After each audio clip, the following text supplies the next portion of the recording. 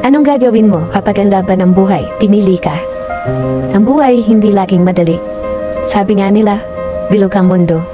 Minsan nasa taas ka, minsan nasa baba. At baka nga ngayon dumadaan ka sa mahirap na panahon ng buhay mo. Panahon na down ka, naguguluhan ka, nahihirapan ka, kinakapos ka. Para bang hindi sang-ayon sa iyong panahon. May mga panahon talaga na magsasuffer tayo.